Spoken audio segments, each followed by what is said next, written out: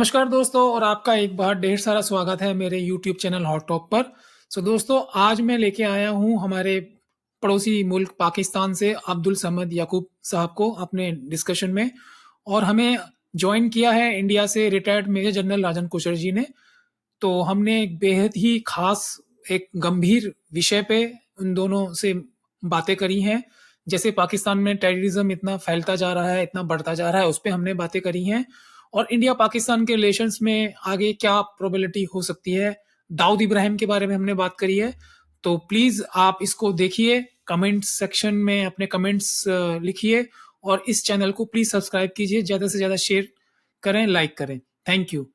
So good evening friends and very warm welcome once again welcome to my YouTube channel Hot Talk। और आज हमें join किया है पाकिस्तान से अब्दुल याकूब साहब ने। वो पीटीआई के स्पोक्स पर्सन हैं और साथ ही में हमें इंडिया से ज्वाइन किया है रिटायर्ड मेजर जनरल राजन कोचर जी ने। So thank you very much sir, warm welcome, स्वागत है, खुशामदीद है। एंड याकूब सर आपका फिर से एक बार फिर से स्वागत, खुशामदीद। मेरा पहला क्वेश्चन सर याकूब सर आपके साथ है, आपसे है कि हालिया में हमने देखा कि पाकिस्तान में टेररिज्म बहुत ज़्यादा बढ़ गया है। मैं अभी नेट पे चेक कर रहा था, एक साल में मोर देन 140 135 ऑफिशियल फिगर है जो कि विकिपीडिया पे अवेलेबल है। एवरेज 8 से 10 टेररिस्ट अटैक हो रहे हैं बलूचिस्तान, आपका ये जो खैबर पख्तूनवा। अब ये कहाँ पे लैक हो रहा है सर? पाकिस्तान इसे कंट्रोल क्यों नहीं कर पा रहा है? तो क्या इस्टेब्लिशमेंट में कुछ प्रॉब्लम है, या ये वीक सियासत, या सो कॉल्ड जो गवर्नमेंट है पाकिस्तान की, उसकी विल पावर में कहीं कमी है, आईएसआई से इंफॉर्मेशन रिले नहीं हो रही है? सर प्रॉब्लम कहाँ आ रही है? इतना इतना हम देख रहे हैं कि हम जो आर्मी सोल्जर्स हैं उनकी इतनी मतलब हलाक हो रहे हैं, उनकी जानें जा रही हैं, प्रॉब्लम कहाँ आ रही है याकूब सर? देख देखें, मैं थोड़ी सी डिस्टॉर्शन थी, शायद सवाल समझ तो गया हूँ, पूरा नहीं सुन पाया। आपके कहने का मतलब ये है कि पाकिस्तान क्योंकि इस वक्त जो काउंटर टेररिज्म में है वो अपने ऑब्जेक्टिव क्यों नहीं अचीव कर पाया, या पाकिस्तान जो है इस वक्त क्या कैपेबिलिटी में आपको डाउट है। तो ये चीजें कुछ समझने की जरूरत है, क्योंकि जो शायद पाकिस्तान एक वाहिद पहला वो मुल्क है जिसने सक्सेसफुली जो है वो काउंटर टेररिज्म और टेररिस्ट के खिलाफ जो है वो ऑपरेशन ज़रबे अज़्ब हो या उससे पहले हो, वो एक सक्सेसफुली अचीव किया है। लेकिन इस बार जाहिर है कि चैलेंजेस कुछ डिफरेंट हैं। इस वक्त जो है वो, अगर आप सिचुएशन देखें हमारी अफगानिस्तान की, जब रजीम चेंज हुआ वहां पे, फॉल ऑफ काबुल हुआ और जब वहां पे तालिबान आए वहां पे, तो हम ये एक्सपेक्ट कर रहे थे। जी देखिए, जब अमेरिका ने यहाँ से विदड्रॉ किया तो मोर देन $80 बिलियन का जो वो वेपन था, मॉडर्न वेपन जो है लेटेस्ट, वो इनके हाथ लग गया। और जब एक मिलिटेंट्स जो होते हैं और जब वो उस जो वो जोग्राफिकली भी वो उस एरिया का रीजन को वो बहुत बेहतर तरीके से जानते हैं, they are well aware of it. तो वो कोई आसान एनिमी नहीं है कि जिसके साथ लड़ना जो है वो, और खास तौर पे जब उनकी जो गोरिल्ला वॉर्स होती हैं, तो इसमें पाकिस्तान कहीं भी नाकाम नहीं रहा। आप ये देखें कि हमने अपने जो अर्बन एरियाज हैं, जो सिटीज हैं, जो हाई वैल्यू टारगेट्स हैं, उनको हमने सिक्योर किया हुआ है। हमने एक उसको बड़ा लिमिटेड वहां पे रखा हुआ है कि जो बॉर्डरिंग एरियाज है वहां पे वो हो रहा है, या बलूचिस्तान में अगर कोई इंसर्जेंसी या कोई टेररिज्म हो जाता है, तो इसमें तो मैं पाकिस्तान की जो आर्मी है, मिलिट्री है, उसको ना सिर्फ कैपेबल समझता हूँ, बल्कि they are doing very well. Thank you sir. जी कोचर सर आपके क्या कमेंट्स हैं? आप क्या एग्री करते हैं कि पाकिस्तान की आर्मी बहुत कैपेबिलिटी से और बहुत अच्छे से इसको कंट्रोल कर रही है, काउंटर टेररिज्म? आपके क्या इनपुट हैं सर? क्या See, कमेंट्स हैं this आपके? quote हिलेरी क्लिंटन ने जो पाकिस्तान के बारे में बोला था, that if you have snakes in your backyard, you can't expect them to bite only your neighbors. Poisonous snakes in your backyard, expecting they will only bite your neighbor. Because all these terrorist groups which we are talking about, Tehreek-e-Taliban, Pakistan, Imran Khan was also once upon a time, he was known as the Taliban Khan. and he was harbouring this people, और उनके साथ अच्छे relations थे इसके। और फिर इमरान खान के बाद जो भी हुआ, जो पाकिस्तान में हम देख रहे हैं, तो आपको ये देखना पड़ेगा, there is no good terrorism and there is no bad terrorism.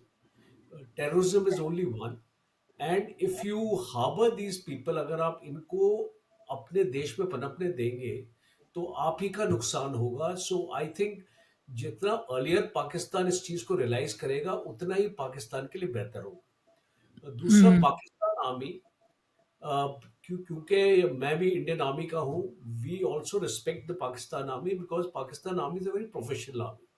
वो हम हमने उसको देखा, एक्सेप्ट करते हैं।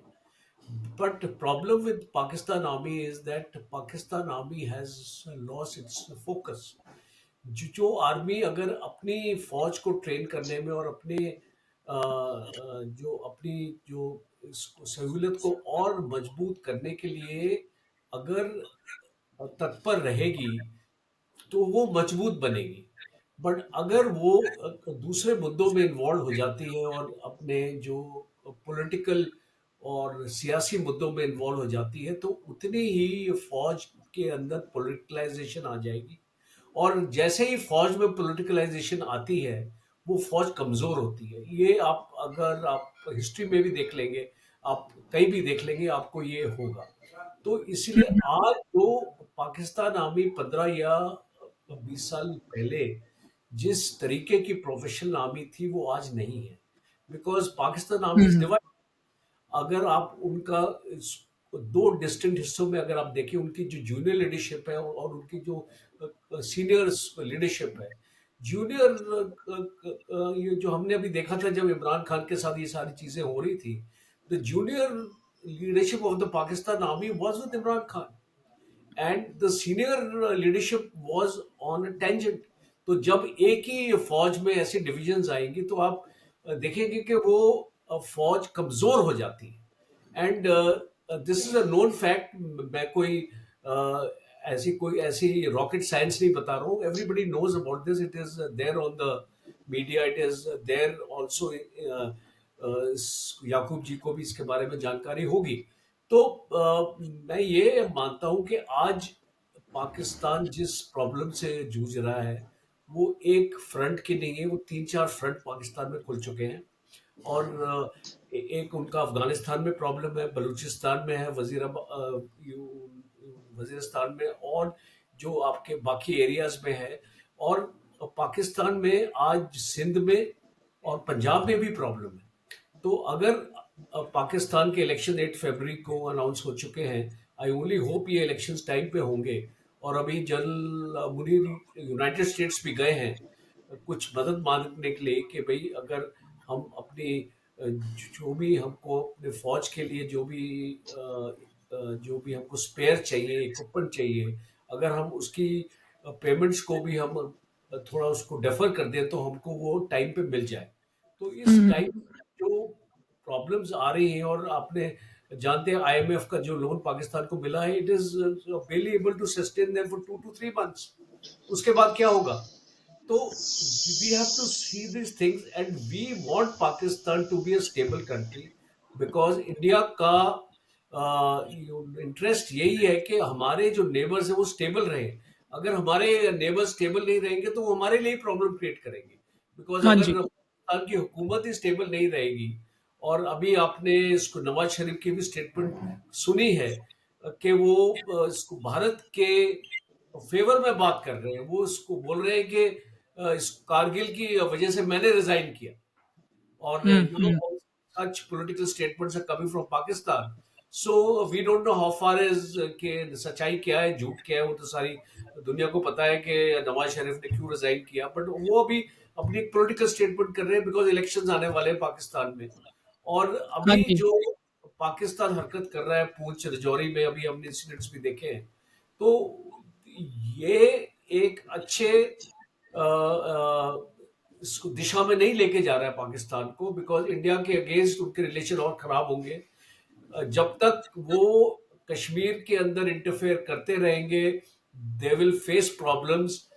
within the one country, I think more than 30 terrorists in the last 6 months have been eliminated in Pakistan. ये जितने भी जैश ए मोहम्मद के और लश्कर ए तौयबा के लीडर्स थे, अभी एक एक करके इनको मारा जा रहा है, पाकिस्तान के अंदर ही मारा जा रहा है। तो अभी हम नहीं जानते कौन इनको मार रहा है, बट ये पाकिस्तान के अंदर ही हो रहा है। तो I think self realization has to come in Pakistan के इनफ इज इनफ, और पाकिस्तान की आवाम भी शायद बहुत दुखी है कि भाई हमारी जो हुकूमत है वो हमको डिलीवर नहीं कर रही है। हम एक नया पाकिस्तान की बात करते थे, वो नया पाकिस्तान कहाँ है अभी? तो ये बिल्कुल सर। सारे क्वेश्चंस हैं जो I think Yakub ji, I think he'll be in a better position to give his comments. हाँ जी, वेरी वेल सेड सर। और बिल्कुल एक वर्ड ओपिनियन वैसे यही है कि अगर हम पाकिस्तान से बात करें तो ये बोला जाता है कि पाकिस्तान में किससे बात करें, हम वहाँ की आर्मी से बात करें, वहाँ की पॉलिटिकल गवर्नमेंट से बात करें, या वहाँ पे आईएसआई से बात करें। तो आपने बिल्कुल ठीक कहा कि आर्मी का वहाँ की पॉलिटिकल एस्टेब्लिशमेंट में काफ़ी ज़्यादा इन्वॉल्वमेंट है, वो अपार्ट होना चाहिए और पॉलिटिक्स बिल्कुल सेपरेट होनी चाहिए। That's very well said sir. और मैं याकूब सर से सेकंड क्वेश्चन करूंगा। सर अभी जब अफगानिस्तान से अमेरिका गया था, छोड़ के गया था, जैसे आपने बोला कि मिलियंस एंड बिलियंस डॉलर्स के हाईटेक वेपन्स छोड़ के गया था, तो वहाँ पे हमारी इमेजेस आई थी सोशल मीडिया में कि DGISI वहाँ पे गए हैं, चाय पिए हैं, और बहुत सेलिब्रेट किया गया था पाकिस्तान में कि हमने हिंदुस्तान के $2 बिलियन लुटा दिए और अब हम राज करेंगे, हमारा बैकयार्ड सेफ हो गया है, सो कॉल्ड। तो ऐसा क्या हुआ कि टेबल टर्न हो गई? वो जो वेपन्स थे जो ये लोग एक्सपेक्ट कर रहे थे कि अब इंडिया के अगेंस्ट यूज होंगे, वो पाकिस्तान के अगेंस्ट क्यों यूज हो रहे हैं? देखें, पहली बात तो मैं थोड़ा सा कमेंट करना चाहूंगा मेरे जनरल साहब की बात के ऊपर। उनका हाँ जो जी। बेसिकली दो एस्पेक्ट्स थे। एक उन्होंने बात की कि किस क्या कि टेररिज्म या टेररिस्ट कोई भी, जैसा गुड टेररिस्ट, बैड टेररिस्ट, या गुड तालिबान, बैड तालिबान, कि क्या ये स्टेट स्पॉन्सर्ड होने चाहिए कि नहीं होने चाहिए। कोई भी जो मिलिटेंट्स हैं, भले दुनिया में कहीं भी हैं, क्या उनको कोई स्टेट की सपोर्ट होनी चाहिए? बट अनफॉर्चुनेटली होनी नहीं चाहिए, अनफॉर्चुनेटली होती है। रियलिटी ये है कि दुनिया में जितनी भी ये टेररिस्ट ऑर्गेनाइजेशंस या बैंड ऑर्गेनाइजेशंस हैं, इनको समहाउ कहीं ना कहीं से सपोर्ट मिलती है किसी न किसी स्टेट से। जैसे जंदुला की एक एग्जांपल मैं आपको देता हूं, जो ईरान में बलोचिस्तान की फ्रीडम फाइटिंग के लिए या वो इंसर्जेंसी जो कर रहे हैं, तो जंदुला को CIA की तरफ से भी सपोर्ट मिल रही थी, और जंदुला को सऊदी इंटेलिजेंस की तरफ से भी सपोर्ट मिल रही थी, एंड ISI भी सपोर्ट कर रही थी, क्योंकि वो ये तीनों एक पेज के ऊपर थे। फिर क्या हुआ, वो इराक के अंदर जो उनका मुझे शायद नाम जहन से वो हो गया, कोई उनका जो सुप्रीम लीडर था, वो उनका कोई सीज फायर का कोई एग्रीमेंट हुआ इराक में शियों के साथ, और फिर यहाँ पे उन्होंने जो है CIA ने सपोर्ट पीछे ले ली। इसी तरीके से जब हम बात करते हैं कि कश्मीर के जो भी, आप उनको, हम मुजाहिदीन कहते हैं, आप उनको टेररिस्ट कहते हैं, तो उनको पाकिस्तान की तरफ से बिल्कुल सपोर्ट होती है, सपोर्ट मिलती है, लॉजिस्टिक सपोर्ट मिलती है उनको। जाहिर है कि वो एक पाकिस्तान ने जो ब्लीड इंडिया विद 1000 कट्स की जो एक सेल बनाया था और एक स्ट्रेटजी जो बनाई थी कि हमने इसी तरीके से मिलिटेंसी वहां पे वो भेजनी है, और वो जो ऑब्जेक्टिव्स हैं कश्मीर की फ्रीडम का, वो अचीव करना है। Now same is the case with the BLF and the BLA, कि जो हमारे यहाँ इंसर्जेंट्स हैं उनको आप लोग वहां पे मेडिकल ट्रीटमेंट भी प्रोवाइड करते हैं, उनको भी लॉजिस्टिक्स की सपोर्ट मिलती है, विच दे themselves एडमिटेड कि हाँ जी हमें एक्सटर्नल सपोर्ट हासिल है। तो दुनिया में ये चीज तो बंद नहीं की जा सकती। आई मीन के जो हिडन सपोर्ट होती है उसको तो अल्टीमेटली हम करते रहते हैं। अब हिलरी क्लिंटन का ये बयान, तो वो खुद, जिनको उन्होंने लीबिया के अंदर कजाफी को हटाने के लिए, रजीम चेंज करने के लिए, तो उनका भी ये अमेरिका का भी यही एक ट्रेडिशन रही है। अब आ जाते हैं कि सेल्फ रियलाइजेशन की तरफ, और कि भाई जो आपका सवाल था कि क्या पाकिस्तान ने मिसकैलकुलेट किया या हम तालिबान को एंगेज करने में नाकाम रहे, तो डेफिनेटली जो हमारी अफगान पॉलिसी थी, जब हम ये जब गए थे हमारे DGISI फैज हमीद वहां पे, और सॉर्ट ऑफ वो एक कन्वे कर रहे थे मैसेज कि जी हम शायद विक्टोरियस ठहरे यहाँ पे और हम जनाब फतह याब हुए यहाँ पे, और वो चाय का कप भी जो उन्होंने पिया वहां पे। तो ऑल दो के एक और मुल्क के भी जो थे चीफ थे वो भी वहां पे मौजूद थे उस वक्त। लेकिन बहरहाल आपकी बात यहाँ पे मैं इस वक्त जो प्रिवेलिंग सिचुएशन है उसमें मैं दुरुस्त मानूंगा कि इस वक्त जो हमारी जो अफगानिस्तान या तालिबान के साथ जो इस वक्त हमारी टाइज हैं वो इतने कोई आइडियल नहीं है, और जाहिर है कि हम उनको ब्लेम गेम में आ गए हैं और हम उन्हें ब्लेम कर रहे हैं कि जी आप जो है जो हमारे यहाँ टेररिज्म हो रही है उसको आप सपोर्ट कर रहे हैं। तो डेफिनेटली कुछ कहीं पे गलती हमसे अफगान पॉलिसी के हवाले से जरूर हुई है कि हम उनको पॉजिटिवली एंगेज नहीं कर सके, क्योंकि तालिबान भी जो तालिबान रजीम है, they are two types of Taliban. Those के जो एकेडमिया से थे, मुफ्तियान थे उनके, जो पावर शेयरिंग हो रही है, और जो उनका मिलिटेंट ग्रुप था, जो मिलिटेंट ग्रुप था जिसने 20 साल अमेरिका के खिलाफ लड़ा, वो ये सोचता है कि उसका ये ख्याल है कि पाकिस्तान भी उसका एनिमी है, जो मिलिटेंट तालिबान से, जैसे मुल्ला याकूब हो गया जो मुल्ला उमर का बेटा था। तो इस तरह का एक फैक्शन जो है वो पाकिस्तान के बारे में सॉफ्ट कॉर्नर नहीं रखता। तो वहां पे यहाँ पे जाके हमें फेलियर जो है वो यकीनन हमें फेलियर्स का सामना है, विच आई एडमिट के हम पॉजिटिवली एंगेज तालिबान को नहीं कर सके। हाँ, सर जैसे आपने जी। बोला कि आप अफ़गानिस्तान को पॉलिटिकली एंगेज नहीं कर पाए। देखिए sir, geopolitics is all about national interest. हर एक नेशन अपना इंटरेस्ट देखता है। तो अगर मैं आपसे पूछूं, अभी आपने मीडिया में रिपोर्ट देखी होगी कुछ दिन पहले की है कि अफगानिस्तान ने इंडिया को इनवाइट किया एक डैम बिल्ड कराने के लिए और कुछ रोड्स भी बनानी है। पाकिस्तान क्या दे सकता है अफगानिस्तान को? सिंपल इकोनॉमिकल, हम सबको पता है कि पाकिस्तान की क्या सिचुएशन है इकोनॉमी वाइज। और टेररिज्म आप देख रहे हैं, काउंटर टेररिज्म में पाकिस्तान की आर्मी इतनी मुलव्वज है, इतनी ज्यादा लगी पड़ी है। तो अगर मैं आपसे पूछूं, ऐसी कौन सी 3 चीजें हैं जो पाकिस्तान अफगानिस्तान के बेटरमेंट के लिए, प्रोस्पेरिटी के लिए अफगानिस्तान को दे सकता है? देखें, अगर आप इंडिया की बात करते हैं, इंडिया ने सिर्फ अफगानिस्तान के अंदर को $3.5 बिलियन की इन्वेस्टमेंट या सपोर्ट सिर्फ अफगानिस्तान में ही नहीं की थी। आपने अपने दूसरे नेबर्स में भी काफी इन्वेस्ट किया। दूसरे मुल्कों में भी आपने आपकी एक नेबरहुड फर्स्ट नेबरहुड की पॉलिसी के तहत इंडिया ने चाहा कि उसका इन्फ्लुएंस जो है वो अपने नेबरिंग कंट्रीज में हो, अदर देन पाकिस्तान, क्योंकि जाहिर है आपके हमारे साथ वो नहीं है। हम क्या दे सकते हैं अफगानिस्तान को? देखें, एक तो लैंड लॉक कंट्री है। हमने तालिबान को सपोर्ट किया, तालिबान को हमने यहाँ तक, और उनकी स्टेबिलिटी में हमारा बहुत रोल रहा है। तो जरूरी नहीं कि हमको अपना पैसा उठा के उनको देंगे।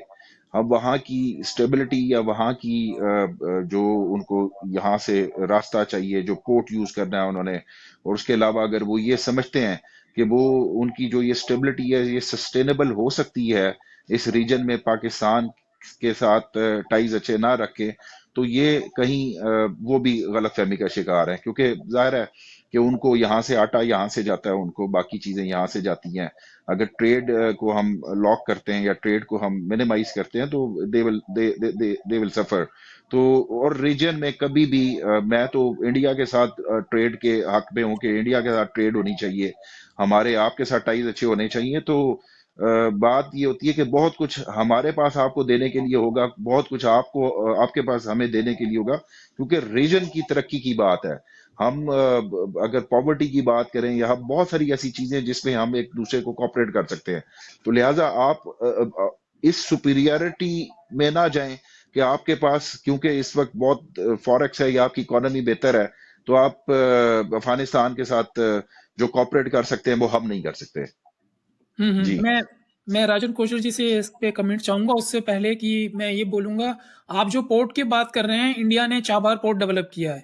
तो जो भी आटा, गंदम कहते हैं, वो अब चाबार पोर्ट से ईरान से थ्रू होते हुए अफ़गानिस्तान में गया है। इनफैक्ट नॉर्थ सेंट्रल एशिया की तरफ भी गया है। तो सर, राजन सर, आपके क्या कमेंट्स हैं? देखिए, अगर अफगानिस्तान को अपनी इकोनॉमी को बेहतर करना है या अफगानिस्तान को अपनी कंडीशंस को बेहतर करना है, तो आई थिंक वो इसलिए इंडिया के साथ हाथ मिला रहा है बिकॉज इंडिया कर सकता है उनके लिए ये चीज़। और आपने बिल्कुल राइटली बोला है कि वहाँ पे चाबार पोर्ट है। तो पाकिस्तान को अगर वो अपनी बॉर्डर से अगर वो नहीं भेजना चाहते, तो अफगानिस्तान को कोई उसके ऊपर डिपेंडेंट नहीं है। उसके पास ईरान का भी सपोर्ट है, ईरान के साथ अच्छे रिलेशन है अफगानिस्तान के, और वहां से भी सामान आ सकता है और आ रहा है, एंड इट्स अ फैक्ट। अभी हम बात ये कर रहे हैं कि इंडिया पाकिस्तान के रिलेशंस को आप एक नेक्स्ट लेवल तक कैसे लेके जाएंगे। जब अगर आप अपनी जम्मू एंड कश्मीर की पॉलिसी को नहीं बदलेंगे, और अगर आप इंडिया के साथ रिलेशंस को सुधारने की कोशिश नहीं करेंगे, तो आप समझ सकते हैं कि इंडिया और पाकिस्तान के बीच में कोई ट्रेड नहीं हो सकता। It is next to impossible. और दूसरा, जिस तरीके से आप इंडिया के जम्मू एंड कश्मीर इंटरफेयर कर रहे हैं, आपके टेररिज्म, जैसे कि जैश ए मोहम्मद का एक स्प्लिंटर ग्रुप है, जो 2 दिन पहले पुंछ में इस सुरनकोट में जो वहाँ पे अटैक हुआ था, जिसमें हमारे सोल्जर्स शहीद हुए थे। अगर आप इस तरीके की हरकतें करते रहेंगे, तो आप एक्सपेक्ट नहीं कर सकते कि इंडिया की तरफ से आपको कोई भी कोऑपरेशन मिले। तो अभी जो आपकी अपनी प्रॉब्लम्स ही इतनी हैं, तो आप दूसरे प्रॉब्लम्स में क्यों उलझना चाहते हैं? मैं ये एक्चुअली क्वेश्चन मैं इसको सामने रखना चाहता हूँ कि अगर आप अपनी इंटरनल सिचुएशन की तरफ देखें, उसको सुधारने की कोशिश करें, रादर देन एक्सटर्नल में आप जो प्रॉब्लम्स क्रिएट करने की कोशिश करते हैं भारत में। आज आर्टिकल 370 के बाद जम्मू एंड कश्मीर का अगर मैं आपको कंपैरिजन भी दूं, इन पाक ऑक्यूपाइड कश्मीर और जम्मू एंड कश्मीर, उसमें जमीन आसमान का फर्क है। जिस हिसाब से डेवलपमेंट जम्मू एंड कश्मीर में हो रहा है, जिस हिसाब से इकोनॉमी वहां पे बेहतर हो रही है, इंडस्ट्रीज लग रही हैं, 57 सोलर प्रोजेक्ट्स आज Jammu and Kashmir ongoing projects हैं। आप मुझे बताइए पीओके में कितने सोलर प्रोजेक्ट्स लग चुके हैं। और अगर हम सीपेक की भी बात करें, ये चाइना पाकिस्तान इकोनॉमिक कॉरिडोर इतने सालों से चल रहा है, हम इसको देख रहे हैं। इसमें पाकिस्तान का क्या फायदा हुआ है? ये इसमें तो चाइना का फायदा होगा, पाकिस्तान का तो कोई इसमें फायदा ही नहीं होगा। और आपके ग्वादर पोर्ट में इतने जो चाइनीज जो इतने लोग काम कर रहे हैं, उनको अपने प्रोटेक्शन के लिए अपनी फौज को एक दूसरे तरीके से वहां पे इस्तेमाल करना पड़ रहा है, बिकॉज वो पाकिस्तान आर्मी उनको प्रोटेक्शन नहीं दे पा रही, उनके ऊपर हमले हो रहे हैं इस चाइनीज के ऊपर। तो आप इस इस आई थिंक भ्रम में नहीं रहना चाहिए। अगर आपको अपने नेबर्स के साथ अच्छे रिलेशंस करने, so you have to walk the talk. अगर यस आप सर। एक बात करते हैं और आप कुछ और करते हैं, तो उसमें एक there is a trust deficit between India and Pakistan today. और जब तक ये ट्रस्ट डेफिसिट को दूर नहीं किया जाएगा, हम नहीं उम्मीद कर सकते कि हमारे रिलेशंस बेहतर होंगे। एंड स्पेशली टेररिज्म को लेके, अभी आपने खुद ही बोला दैट ब्लीड थ्रू 1000 cuts। अगर ये पॉलिसी पाकिस्तान की है, अगर वो प्रॉक्सी वॉर की सिचुएशन में हमको अंदर अपने लोग अपना भेजते जाएंगे, तो आई मीन कल आज एक हमने सर्जिकल स्ट्राइक किया, कल हम 3 और सर्जिकल स्ट्राइक करेंगे। तो ये जितने भी ऐसे ऑपरेशंस होते रहेंगे भारत की तरफ से, उससे रिलेशंस इंप्रूव होने वाले नहीं है। आप और हम आज एक प्लेटफॉर्म में आए हैं, हम यहाँ पे झगड़ा करने नहीं आए हैं। हम सही यहाँ बात। पे ये बात करने आए हैं कि हम पाकिस्तान और इंडिया के रिलेशंस को कैसे इंप्रूव कर सकते हैं, बिकॉज अल्टीमेटली बिल्कुल। पाकिस्तान की इकोनॉमी अगर आपको इंप्रूव करना है, उसमें इंडिया आपकी बहुत मदद कर सकता है। और जितना जल्दी पाकिस्तान इसको रियलाइज करेगा, आपने इसको देख लिया, आपने चाइना के साथ हाथ मिलाया, आपने हाथ मिलाने के बावजूद आज चाइना की इकोनॉमी का क्या हाल है, क्या पाकिस्तान की इकोनॉमी का क्या हाल है, क्या चाइना आपको फ्री में एड दे रहा है? जो चाइना आपसे इंटरेस्ट ले रहा है, इट इज 3 times जो आपका आईएमएफ का इंटरेस्ट है, इट इज 3 times जो चाइना आपसे इंटरेस्ट ले रहा है।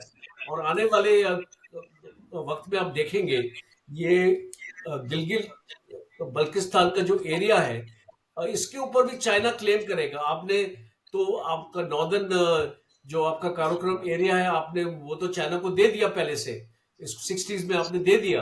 अब आप देखेंगे कि ये वाला एरिया भी आपको देना पड़ेगा, बिकॉज आप इतने डेट में चले जाएंगे and you will have to trade it with China. तो ये आने वाले इसको वक्त की चेतावनी है।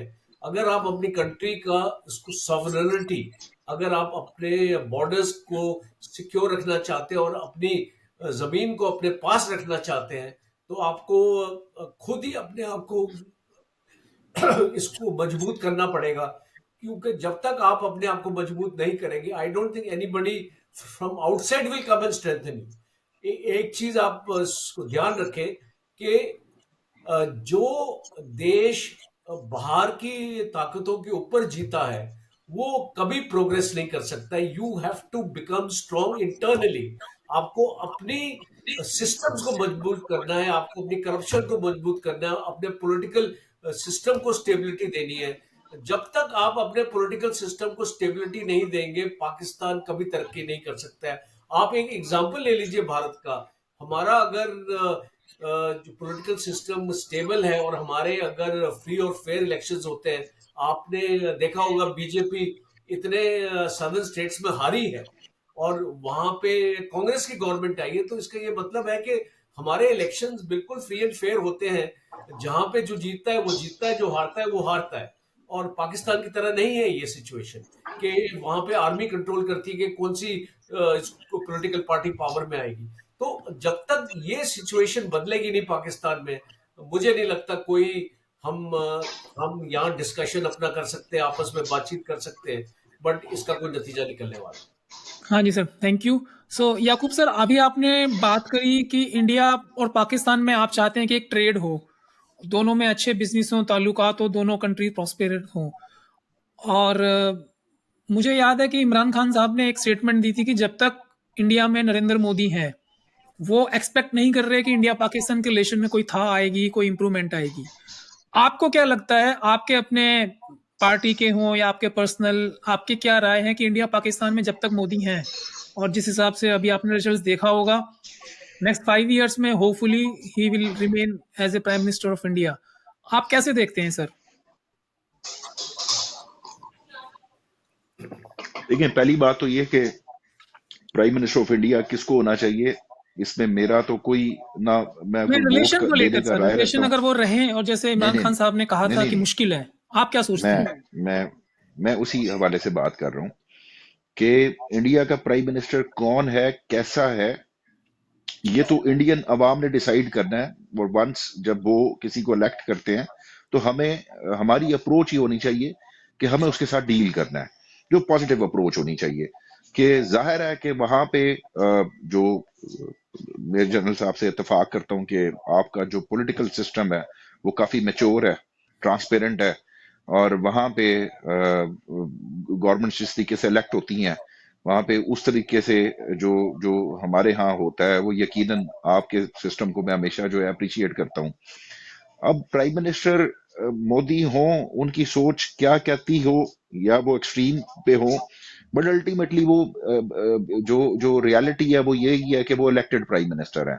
जाहिर है उसको किसी फौज ने भी लेके नहीं बिठाया, या किसी और ने भी कोई एक्सटर्नल भी कोई उनको कोई असिस्टेंस नहीं थी कि जिसकी सपोर्ट की वजह से, कोई एक्सटर्नल सपोर्ट की वजह से आए हों। तो अगर लगता भी हो कि प्राइम मिनिस्टर वहां का या यहाँ का प्राइम मिनिस्टर, तो जाहिर है नेशनल इंटरेस्ट में बात करनी चाहिए, बात होनी चाहिए। मेरी जाती राय ये है कि और जहां पे ट्रेड की बात की, तो ट्रेड की जो ट्रेड बैन्स हैं, ये हमारी तरफ से इम्पोज हुए, ये इंडिया की तरफ से इम्पोज नहीं हुए।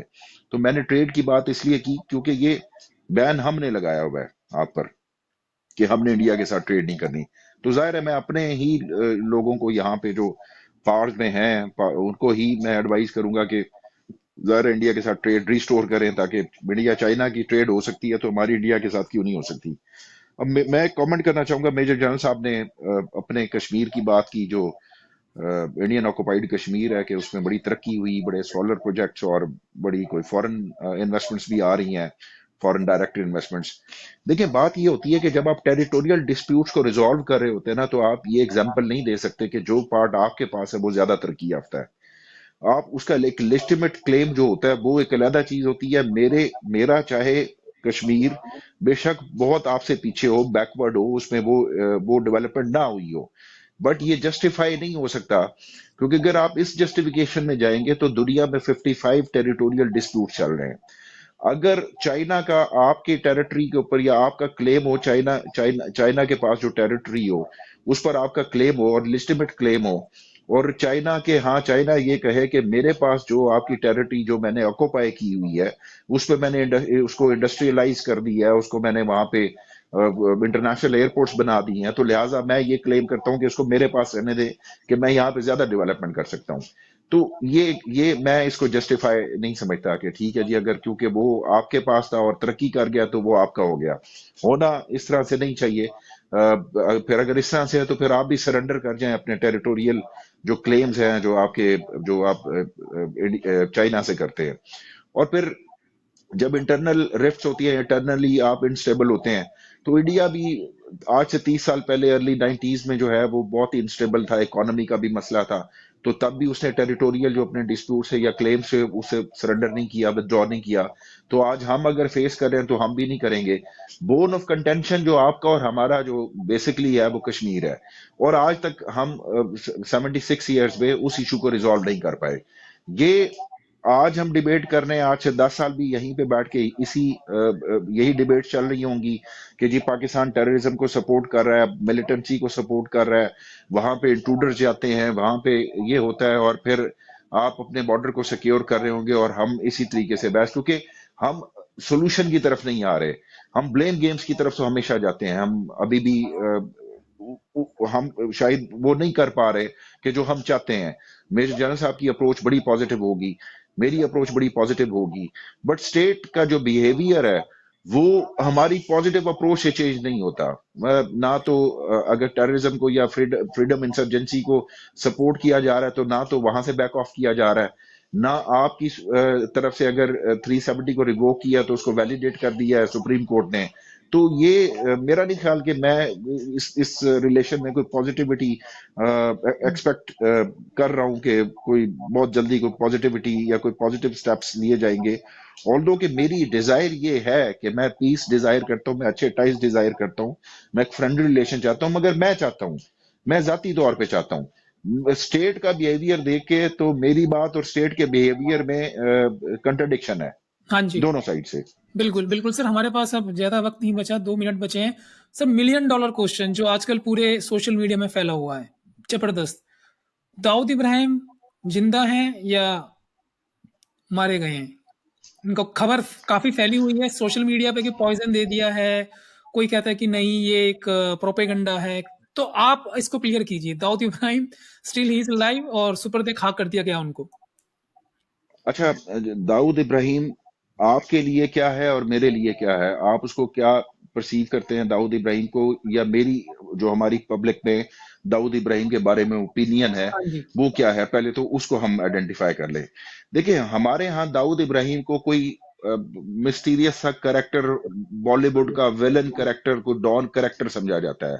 उनके नजदीक कोई होगा, कोई दाऊद इब्राहिम जो अब जैसे हम कुछ सुनते हैं, तो यहाँ पे दाऊद इब्राहिम को लेके कोई कोई कंसर्न्स नहीं है। आई मीन के जब ये खबर चली थी तो यहाँ पे हम पॉलिटिकली इतने अनस्टेबल है कि उस वक्त हमारे यहाँ वर्चुअल जलसा चल रहा था पीटीआई की तरफ से, तो हाँ जी, हाँ जी। नोबडी बॉदर्स के दाऊद इब्राहिम कौन है और क्या होगा और मारा गया होगा, क्योंकि ना उसके मारे जाने से हमें फर्क पड़ता है ना उसके जिंदा रहने से हमें फर्क पड़ता है। तो आपके यहाँ उसको लेके जरा थोड़ा सा जाहिर है कि हुँ। आप लोग ज्यादा कंसर्न है उसके बारे में, और वहां की पब्लिक जो है उसको डिफरेंटली उसको परसीव करती है। नहीं, नहीं, उसका जी। बिल्कुल सर, उसका बिल्कुल। सो अब देखिए, हम अपने सर 2 कमेंट सॉरी 2 मिनट आप अपने कंक्लूड कमेंट कीजिए, राजन कोचर सर, और देखिए, फिर मैं इसको शो को कॉल्ड ऑफ करूँगा। हाँ जी, बताएँ ठीक है, सर। मैं बड़ी बात करता हूँ कि सर देखिए वो क्विक कीजिएगा, टाइम की कमी है और लास्ट याकूब टाइम साहब को भी जाना है। He was responsible for that, और इसीलिए वो एक इस टेररिस्ट की लिस्ट में है। 10 मोस्ट वांटेड टेररिस्ट, एफबीआई ने भी उसको डिक्लेयर किया हुआ है, बट पाकिस्तान ने उसको कभी एक्नॉलेज नहीं किया कि वो कराची में रहता है। As a matter of fact Karachi airport काफी हद तक उसके कंट्रोल में है, बिकॉज उसके पास इतने पैसा आता है बाहर से वगैरह, सब हम सब जानते हैं कि वो पाकिस्तान में है। और ये जो खबर आई है इसकी काफी हद तक पुष्टि भी हो चुकी है। तो हम इसको यू नो इसको publicly, I don't think anybody in Pakistan can say के दाऊद इब्राहिम पाकिस्तान में। एनीवे वो एक साइड इशू है, उसको आप अलग रखिए। अभी जो आज का मुद्दा है वो ये है कि हम चाहते हैं, भारत ये चाहता है कि पाकिस्तान जम्मू एंड कश्मीर में इंटरफेयर ना करे। कोई भी टेररिस्ट एक्टिविटीज या उसको टेररिस्ट कैंप्स जो पाकिस्तान में है, उसको डिसमेंटल करे और एक अपना शो करे, एक ट्रस्ट डेफिसिट को दूर करने के लिए। जब तक ये पाकिस्तान नहीं करेगा, हमारे ये डिबेट होते रहेंगे। एज याकूब जी ने भी बोला कि हम चाहे इसमें सहमत हो या ना सहमत हो, जब तक स्टेट इसके ऊपर डिसीजन नहीं लेगा, हमारे रिलेशन ऐसे ही रहेंगे। बिल्कुल सर, बिल्कुल।